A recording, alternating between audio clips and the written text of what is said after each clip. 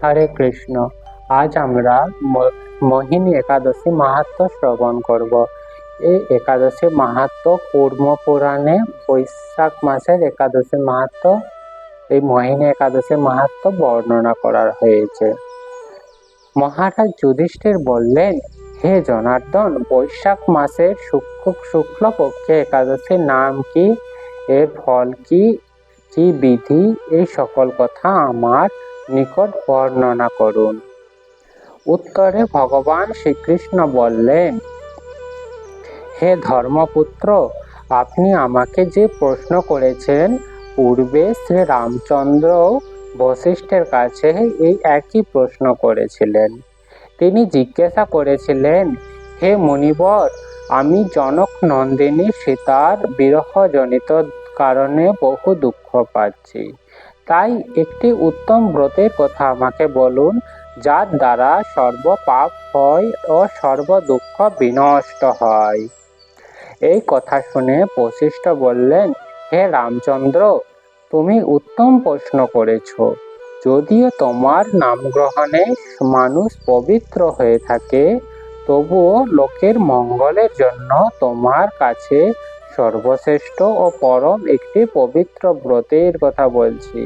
অর্থাৎ বশিষ্ঠদেব কি বললেন, ভগবান শ্রী রামচন্দ্রের নাম গ্রহণে আমাদের সমস্ত প্রকার দুঃখ, কষ্ট, পাপ সমস্ত কিছু বিদূরিত হয়। তবুও ভগবান রামচন্দ্রের প্রশ্নে বশিষ্ঠ একটি ব্রতের কথা বলছেন। সেই ব্রতের সম্পর্কে আমরা এখন শ্রবণ করব।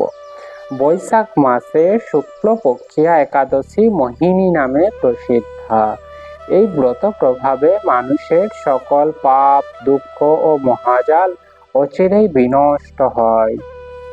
অর্থাৎ এই মোহিনী একাদশী, এই বৈশাখ মাসে শুক্লপক্ষের একাদশী কি নামে পরিচিত? মোহিনী একাদশী।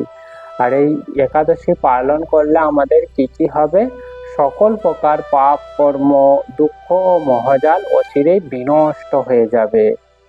তাই মানুষের উচিত সকল পাপ ক্ষয়কারী এবং সর্ব দুঃখ বিনাশী এই একাদশী ব্রত পালন করা। তাই কি বলছেন, সকল মানুষেরই উচিত কি এই পাপ ক্ষয়কারী এবং সর্ব দুঃখ বিনাশী, অর্থাৎ আমাদের সর্ব প্রকার দুঃখ এই একাদশী ব্রতের মাধ্যমে বিনষ্ট হয়ে যাবে। তাই সকল মানুষের কর্তব্য এই একাদশী ব্রত পালন করা।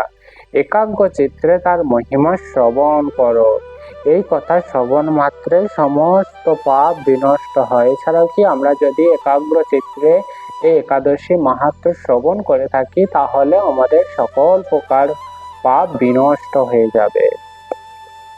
পবিত্র সরস্বতী নদীর তীরে ভদ্রাবতী নামে এক সুশোভনা নগরী ছিল। চন্দ্রজাত ধৃতিমান নামে এক রাজা সেখানে রাজত্ব করতেন।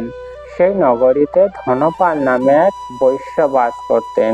তিনি ছিলেন পূর্ণকর্মা এবং সমৃদ্ধশালী ব্যক্তি। তিনি নলকূপ, জলাশয়, উদ্যান, মঠ, গৃহ ইত্যাদি নির্মাণ করে দিতেন। তিনি ছিলেন বিষ্ণু ভক্তি পরায়ণ এবং শান্ত প্রকৃতির মানুষ। সুষুমনা, দ্যুতিমান, মেধাবী, সুকৃতি ও দৃষ্টবুদ্ধি নামে তার 5 জন পুত্র ছিল।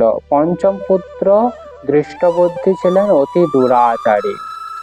সে সর্বদা পাপ কর্মে লিপ্ত থাকত। অর্থাৎ পঞ্চম পুত্রের নাম কি ছিল? পঞ্চম পুত্রের নাম হচ্ছে দৃষ্টবুদ্ধি। তিনি কি ছিলেন? অত্যন্ত দুরাচারী এবং সর্বদা বিভিন্ন প্রকার পাপ কর্মে সর্বদাই লিপ্ত থাকত। পরস্ত্রী সঙ্গে, বেশ্যাসক্ত, লম্পট, দ্রুতক্রিয়া এ প্রভৃতি পাপে সে অত্যন্ত আসক্ত ছিল।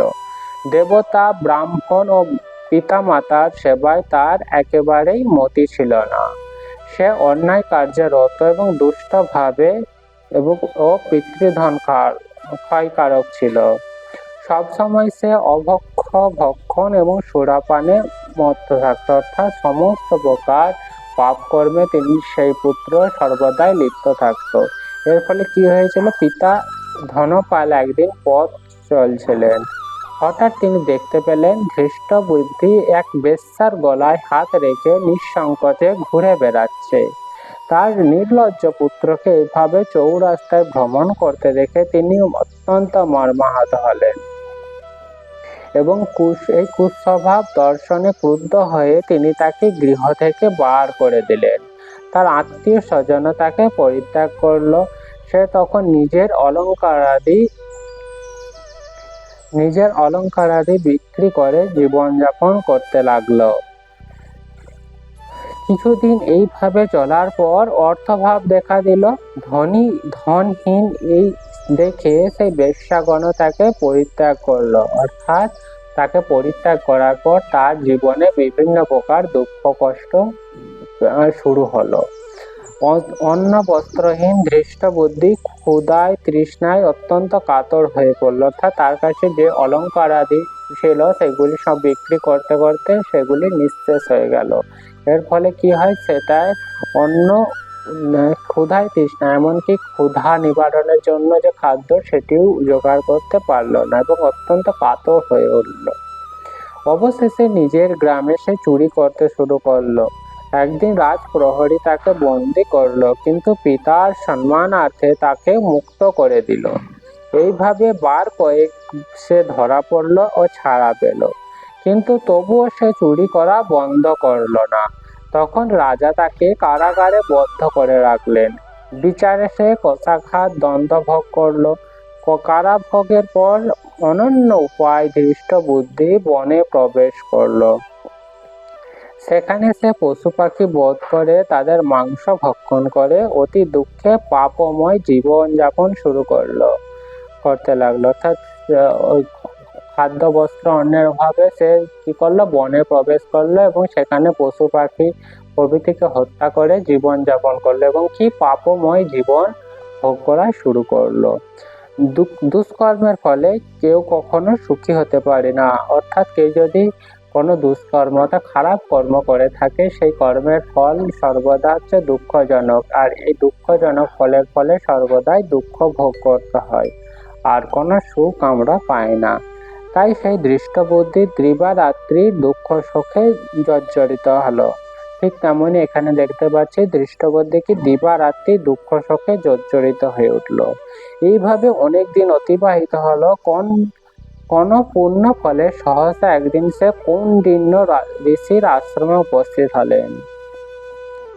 বৈশাখ মাসে ঋষিবর গঙ্গা স্নান করে আশ্রমের দিকে প্রত্যাবর্তন করছিলেন। শোকাকুল ধৃষ্টবুদ্ধি তার সামনে উপস্থিত হলো। ঘটনাক্রমে ঋষির বস্ত্র থেকে এক বিন্দু জল তার গায়ে পড়ল।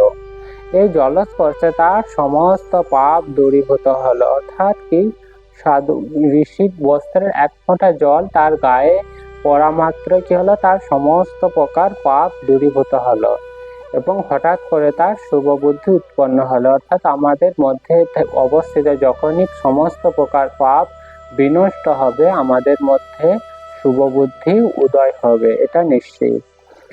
ঋষির সামনে সে কৃতাঞ্জলি পড়তে প্রার্থনা করতে লাগলো, হে ঋষি শ্রেষ্ঠ, যে পূর্ণ প্রভাবে আমি এই ভীষণ দুঃখ যন্ত্রণা থেকে মুক্তি লাভ করতে পারি, তা কৃপা করে আমাকে বলুন। ঋষিবর বললেন, বৈশাখ মাসের শুক্লপক্ষের মোহিনী নামে যে প্রসিদ্ধ একাদশী আছে, তুমি সেই ব্রত পালন করো।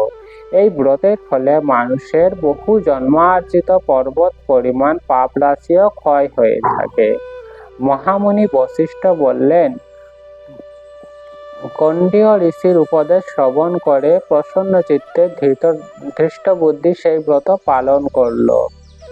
হে মহারাজ রামচন্দ্র, এই ব্রত পালনে সে নিষ্পাপ হলো, দিব্য দেহ লাভ করলো, অবশেষে গরুড়ে আরোহণ করে সকল প্রকার উপদ্রবহীন বৈকুণ্ঠ ধামে গমন করলো। হে রাজন, ত্রিলোকে মোহিনী ব্রত থেকে আর শ্রেষ্ঠ ব্রত নেই। যজ্ঞ, তীর্থস্থান, দান ইত্যাদি পুণ্য কর্মই এই ব্রতের সমান নয়। এই ব্রত কথার শ্রবণ কীর্তনে সহস্র গদানের ফল লাভ হয়।